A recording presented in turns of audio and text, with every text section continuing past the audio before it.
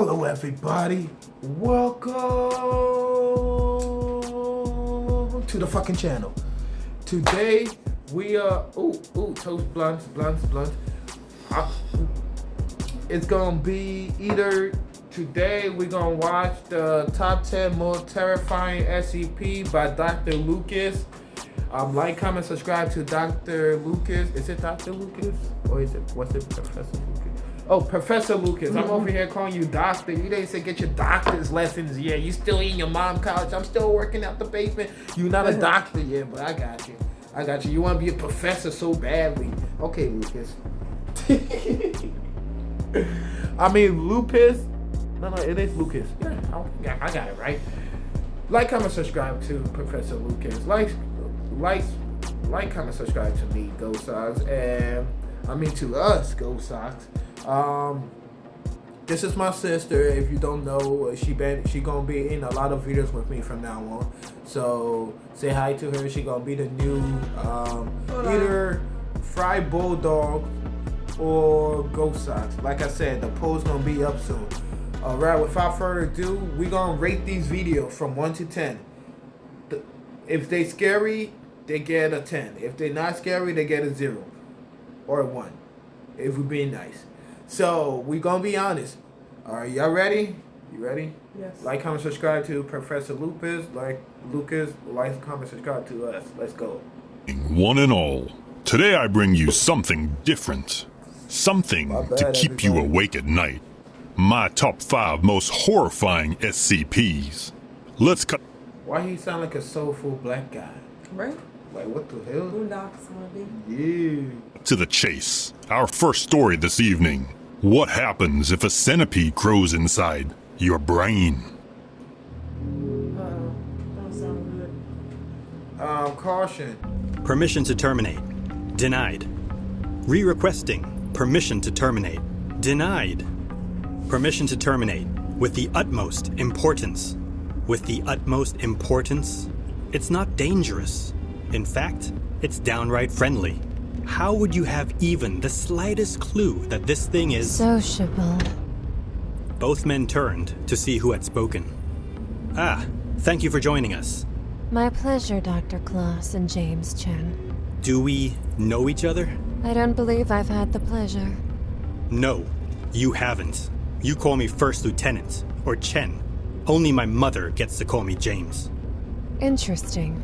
Just as you said, Dr. Kloss. Very strong self-defense mechanisms in this one. Can we help you with something? Do you need instructions how to find the storeroom? We're busy here. We don't need any assistance from you dealing with the Thaumiel class SCP. Oh, unless you seem to think you have some special insight? Jeez, Chen. In fact, I do. Why is there a fucking fat, obese monster baby? Your kiss is as good as mine. I'm trying to figure out what's going on. Like we said, we're gonna rate them from 1 to 10. It's just started, so I'm trying to figure out. It did say insect inside your brain, so maybe she's got insect inside her brain. Maybe that's why they're controlling her. Maybe that fat monster baby is talking from her to them. We're gonna find out. She stepped forward and opened her mouth. From within, a large centipede-like creature was visible.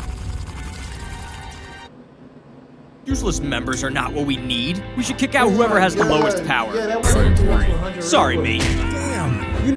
Welcome back. Today I bring you SCP-378's Brainworm.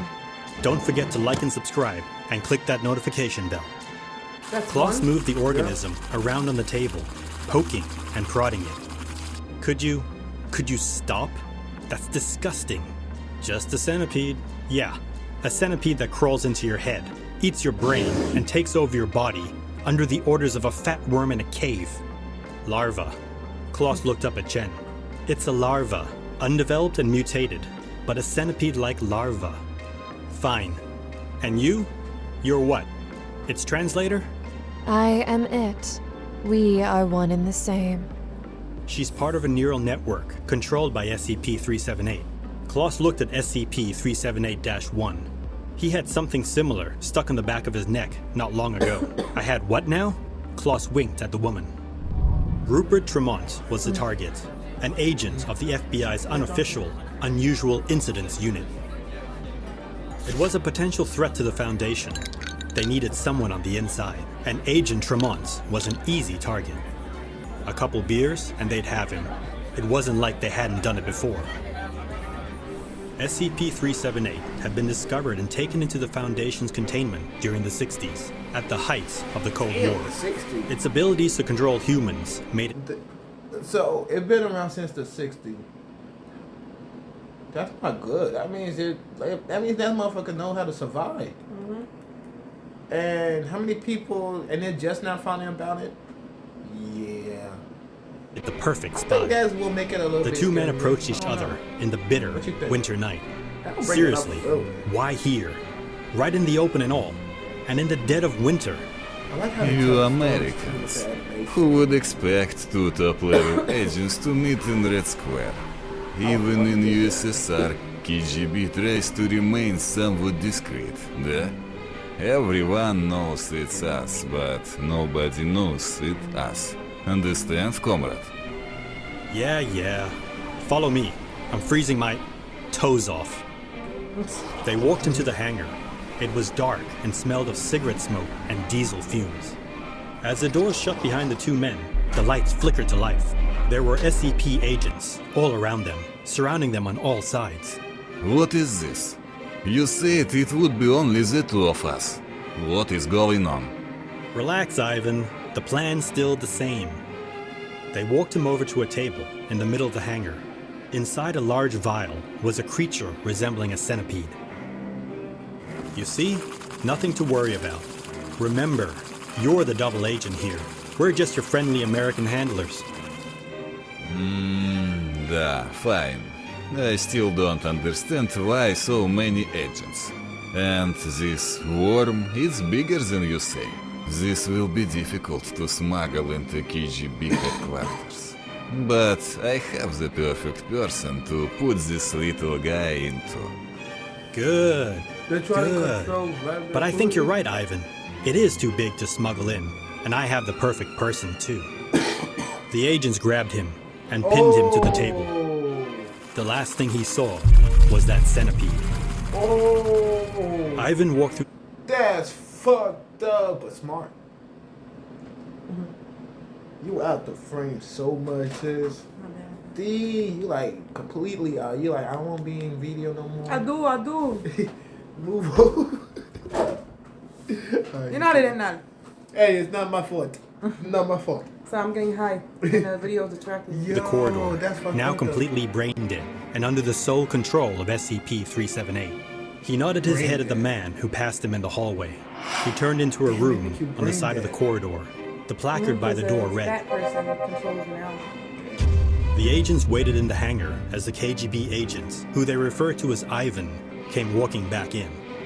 On the table, he placed a few rolls of 35mm film containing top-secret information on the new Soviets. Good. Very good, comrade. There's more, yes? Get it. Get all of it. Listen. So this face might be of the man you double-crossed. Do not forget who I actually am. We are on the same side. You will keep up your side of the bargains, yes? Of course. Lisa Martin won't be harmed. Lisa was the leverage. SCP-378's Achilles tendon. For whatever reason, she was his favorite instance, and although it could always make another, it caused it great distress when one was lost. They tried not to use her, but it was always in their back pocket. Their ace in the hole. What the fuck is going on now? Starting right away. I'm playing off because the storyline is throwing me off. When one was lost. They tried not to use her, but it was always in their back pocket. Their ace in the hole. Get Lisa Martin. Don't you think you're jumping the gun here? We haven't even asked the big old worm whether it'd just do it for the asking. I want leverage. I don't want to wait for it if it disagrees.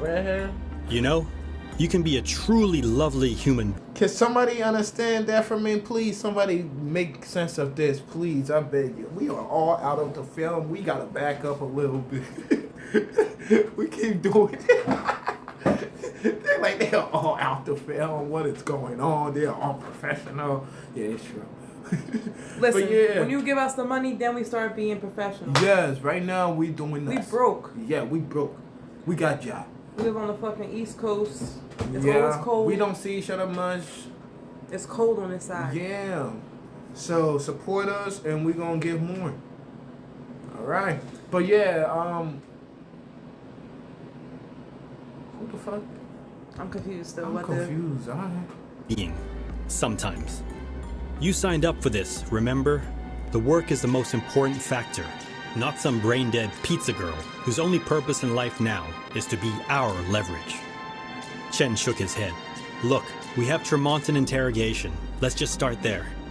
Bring him to my lab instead.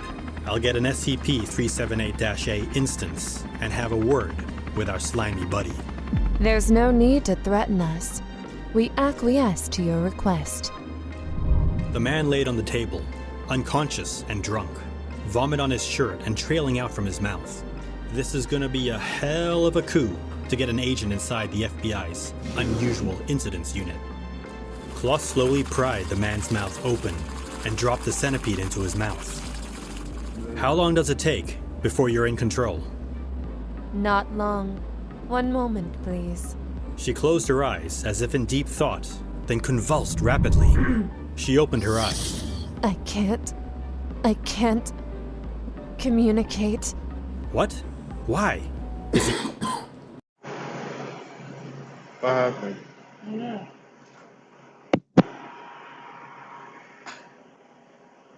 Oh. No, I just can't. What the hell? I don't know, I can't reach him. Can you hear me? It's like something's No, already it's in fine. there, blocking me. Klaus put the man into the MRI and came back into the control room. Oh, Firing it up, It's back. let's see just what's going on inside Mr. Tremont's little brain, shall we? The image flickered to life and slowly came into focus. There's two in there? SCP-378 is to be contained in a subterranean entity containment terrarium. Temperature and humidity are to be maintained at levels optimal for the growth and habitation of lichen and cave ants. Access to SCP-378's containment terrarium is separated from the surrounding facility by a decontamination chamber. Handling personnel are required to wear full body protection and must be screened What for would that do, SCP-378-A prior to exiting God. decontamination. Infected personnel are to be terminated. SCP-378 is an arthropod, superficially resembling a deformed larval instance of Amazonian giant centipede. SCP-378's legs are largely vestigial, primarily meant to assist in peristaltic locomotion. SCP-378 measures 3 meters from mouth to anus, with a bodily thickness of 1 meter and a weight of 233 kilograms. Under normal conditions, SCP-378 is an omnivore with a diet consisting primarily of lichen and insects. SCP-378 is capable of asexual reproduction at will, producing instances of SCP-378-A from its anus. Instances of SCP-378-A resemble adult Amazonian giant centipedes. Dissection suggests their resemblance is superficial, as SCP-378-A lack expected organ systems beyond a primitive neural network. Instances of SCP-378-A are controlled remotely by SCP-378. SCP-378-A are obligate endoparasites, infecting advanced primates such as humans. Upon infection, SCP-378-A integrates itself with its host's nervous system through poorly understood means, inducing brain death and extending SCP-378's remote control to the host itself. Vital functions and sensory input remain unaffected. Upon infecting a suitable host, SCP-378 will attempt to reintegrate its hosts into their respective species' social sphere. Once integrated, SCP-378 directs its host to indefinitely engage in the behaviors typical for its species, such as communal labor and social recreation. Human hosts prefer environments with a high population density and a robust entertainment scene. The upper limit of active hosts SCP-378 can maintain at any one time is unknown. Upon initial interrogation, SCP-378 confessed to the existence of 26 human hosts. That old pickle again, mind-controlling worms and double crosses. Have some respect, Professor. I am no worm, though I might resemble one. Да, and don't I always help when SCP Foundation asks me? Just be careful when you plan to betray someone. You might just find yourself on the other side of the coin. As always, have a care and remember to subscribe, like, and share, if you would. Until next time, farewell. He's welcome. That one was... let's do it after the commercial.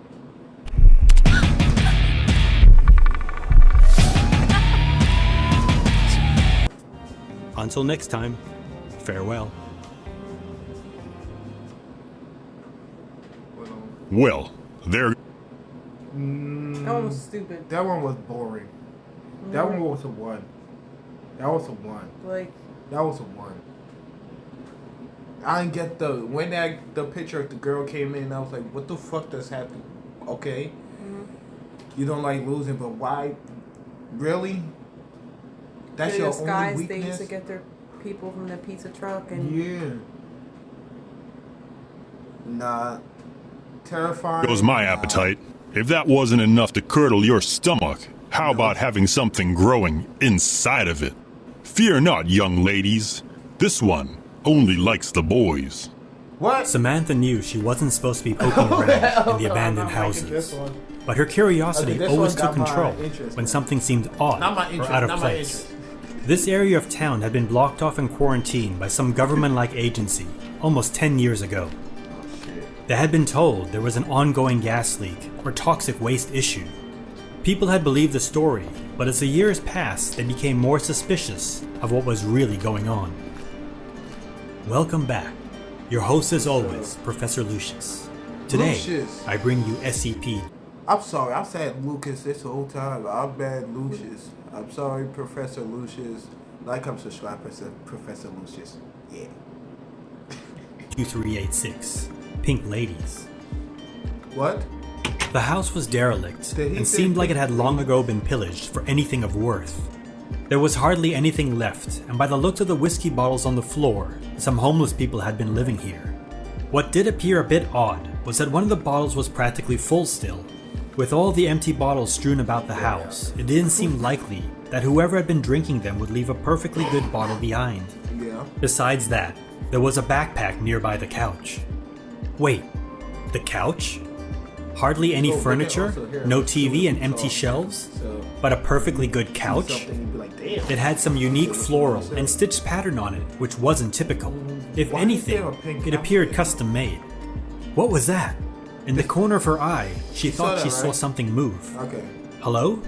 Is someone there? No reply.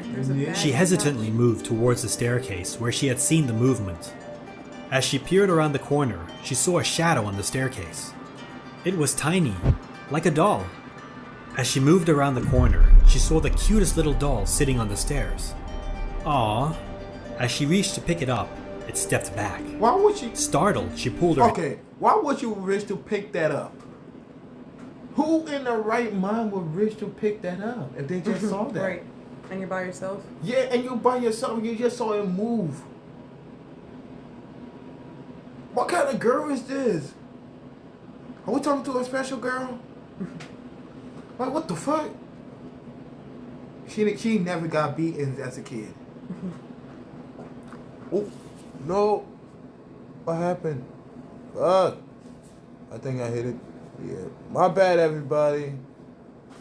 Shit. I think I tapped it. Why do you keep pestering my sorry. She pulled her hand back. Alright, back Hello? to it, back to it. The doll tilted its head and stepped forward.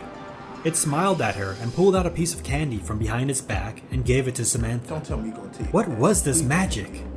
As she reached for the candy, coming down the stairs was another 3 of these lovely dolls. They bounced their way down to the other doll, smiling and waving. The next few hours flew by without Samantha realizing. She played with the dolls all afternoon. It was like a dream come true. What little girl didn't wish that their dolls could play with them?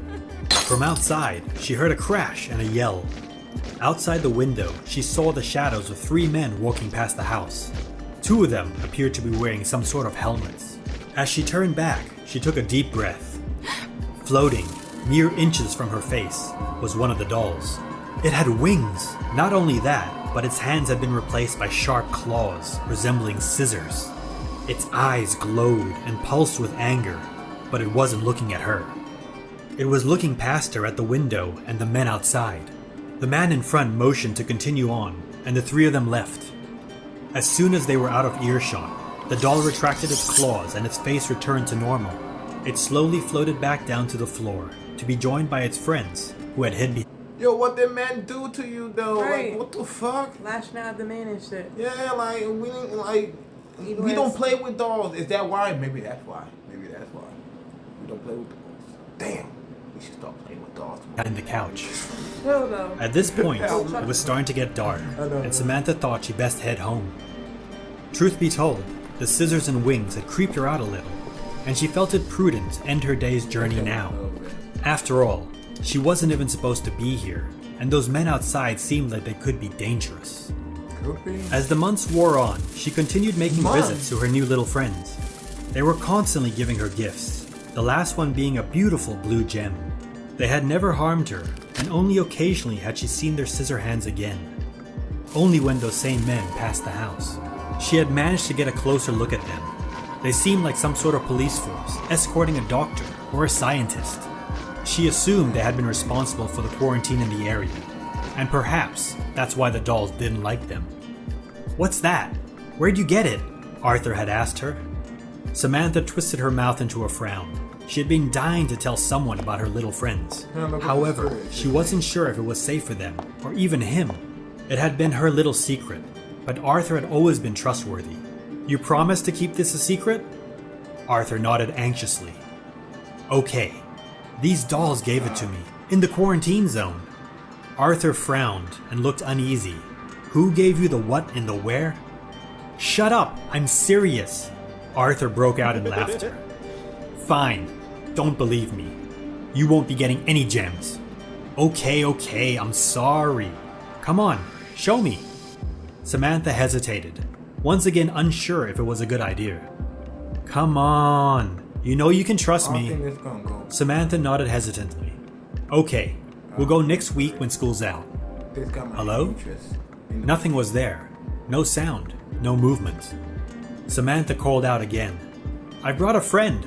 He's safe. He won't hurt you." Behind her, Arthur was smirking. However, a moment later his mouth was agape in awe.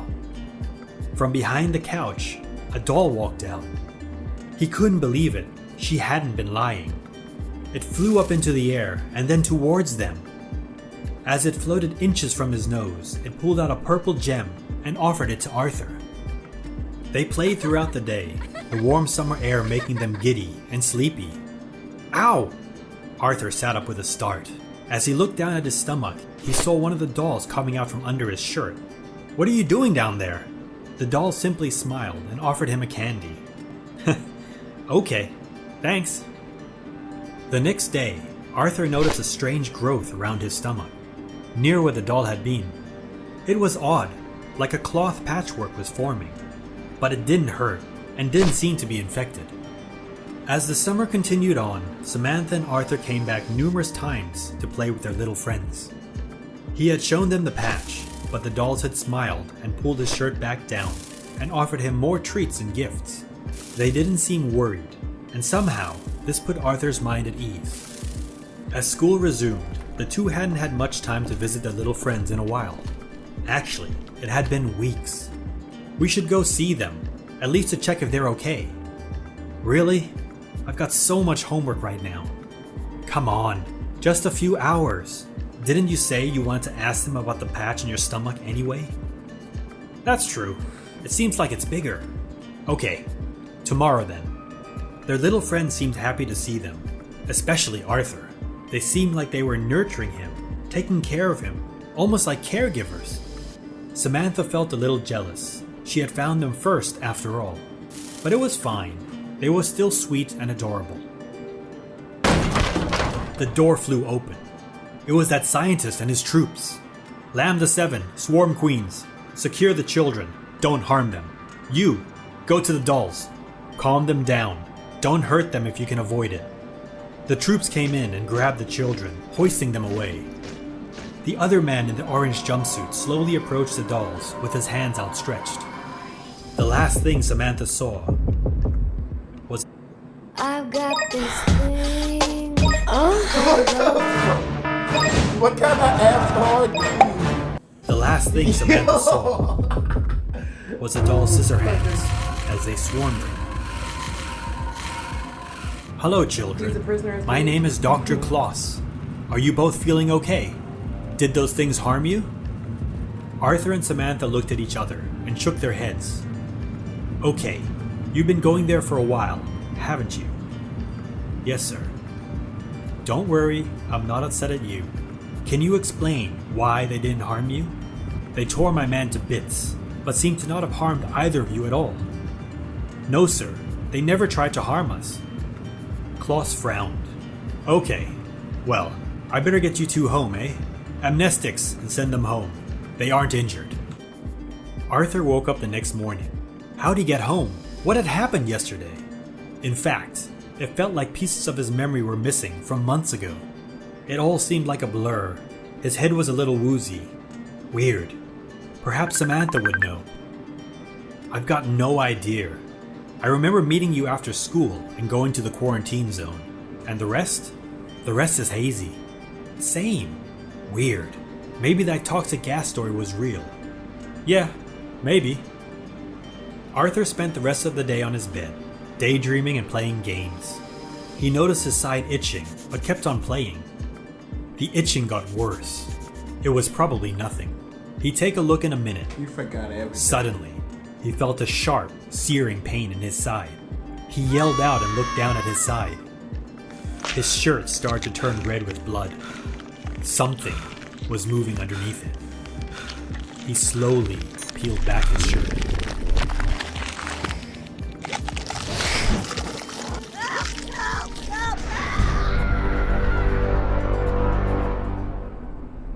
SCP-2386 are a species of humanoid entities resembling dolls. DNA testing has shown similarities to the human botfly and silkworm. They have a set of wings similar to a butterfly or moth and all contain identical patterns on their torsos. They live in hives built to resemble furniture, usually close to suburban environments. They are kind and playful with females of any species, but are openly hostile to males, producing a set of scissor-like claws and swarming with intent to kill. The exception being during spring and summer when they enter their mating season. During this period, they will treat males the same as females. Once accustomed to them, they will open an incision in the male and place 30 to 65 eggs within them. The incision will heal over to resemble cloth. Eventually, the incision will split open and release fully formed SCP-2386 instances. A hive dating back to the 13th century was found, resembling a wicker basket. A few remaining SCP-2386 bodies were found. They resembled textured wheat and corn dollies. Appearances aren't always what they seem. What might appear friendly and cute to you could be a facade for malicious intent. Keep your wits about you at all times. As always, have a care and remember to subscribe, like, and share, if you would. Until next time, farewell. Well, since that one didn't like... Alright. 6. 6. I'm gonna go with... I'm going with 7 because it's not gonna happen to you at all. What? That any of that. Me, I'm gonna be the one have to worry about that. Yeah. So I'm gonna give it a 7 because if I was in their shoes, I'll be more terrified. Mhm. But the thing is, I don't be around dolls that will move anyway. I'll be the first one out. Fuck that. Right. The boys. Here's one for the girls. As Draco Nick said in the comments, you better be well behaved. The body appeared to be in an advanced state of decomposition, but they had received the call only 3 days before. Ooh, this one is The man's bad. wife had contacted Wildlife Control a week prior to that. Due to the nature of the incident, the Foundation had been notified that their expertise might be required. Klaus bent down and examined the body more closely. The body was covered in large swells and bruises, synonymous with insect bites. Half of his skin was rotten and black, with faint hexagonal patterns. What could have happened to this man to cause this state of decay in a matter of days? Klaus saw something move under the man's arm. As he looked closer, a bee crawled out from under his skin. Quarantine the whole area. Full hazmat suits. I want the whole area smoked. He carefully picked up the bee and put it into a vial. Welcome back. Today I bring you SCP-2401. Mary Had a Little Lamb. Remember to subscribe and like. You're telling me that a bee did this? SCP-2401. And yes, you saw the honeycomb structure on the body, right? Get me a D-class, and let's run a little experiment. See what exactly these bees are up to. Alright, I'll take care of it. And Chen, strict quarantine. I don't want this thing getting out or spreading. We don't know how it works yet, or what it can do. Yep, got it, Chief. Yeah, that one,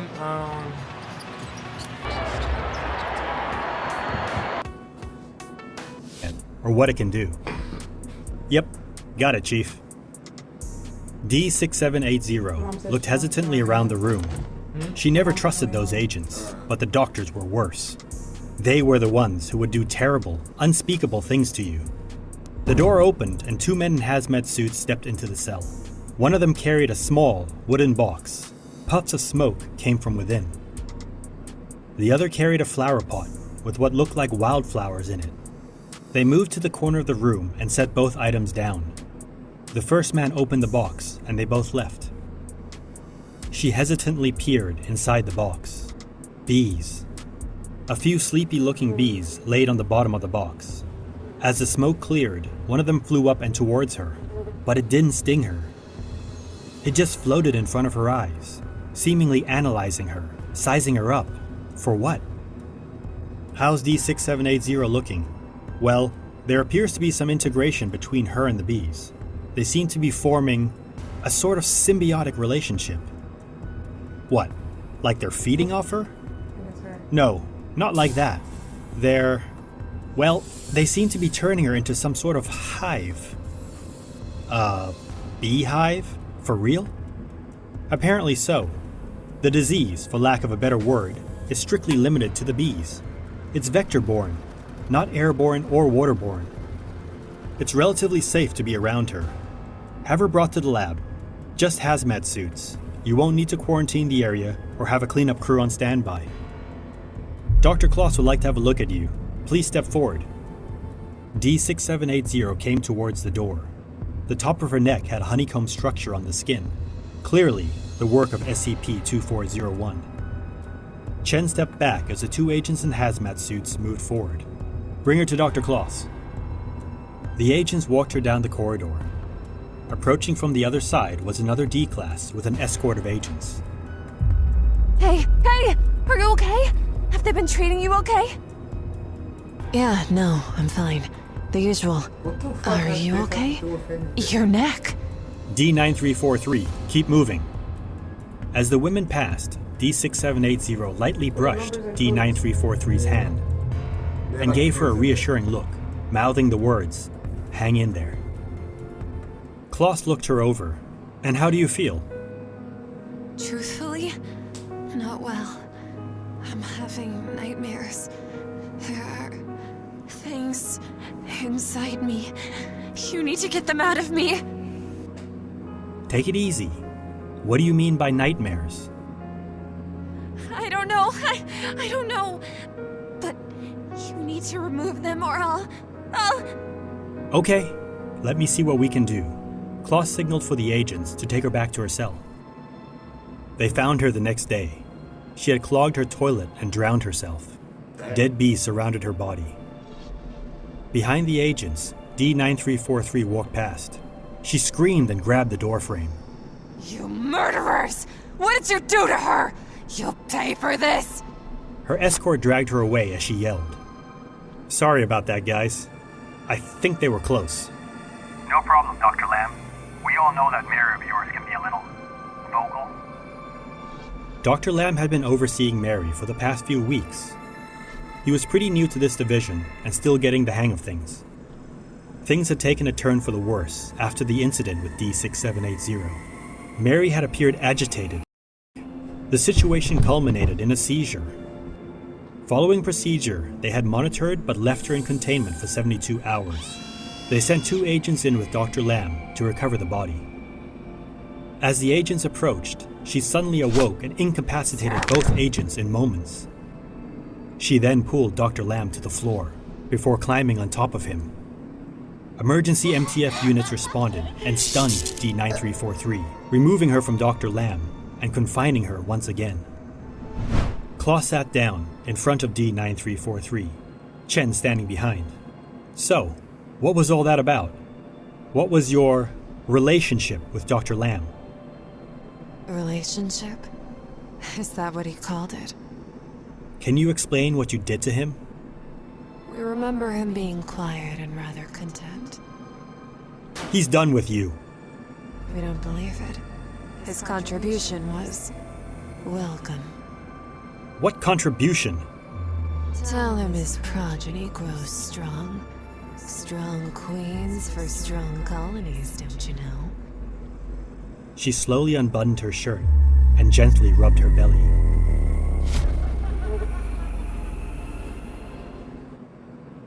Look, I have 5-star Ulfner, 5-star Gordon, 5-star Barrow with 100,000 power. Oh my god, you're so awfully weak.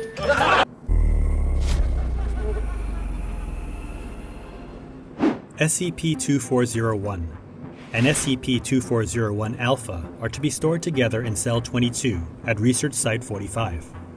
Cell 22 must be stocked with 3 square meters of potted wildflowers with an automated drip irrigation system to maintain them.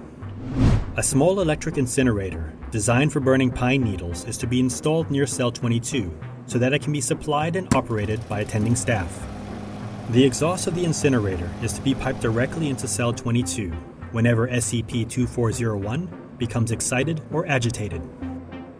Plans for combining adjacent Cell 23 with Cell 22 are currently awaiting approval. SCP-2401 Beta is to be held as a reserve designation until further notice. SCP-2401 are a previously unknown species of honeybee that exhibit parasitic or symbiotic traits depending on the sex of the human host. To date, a sustainable colony of SCP-2401 has only been observed in 1 human female host. In all observed cases, male hosts expire typically within 9 to 12 days post-colonization from inflammatory complications caused by routine stinging and gross modification of dermal tissue. This also compromises the immune system, leaving male hosts vulnerable to anaerobic infection.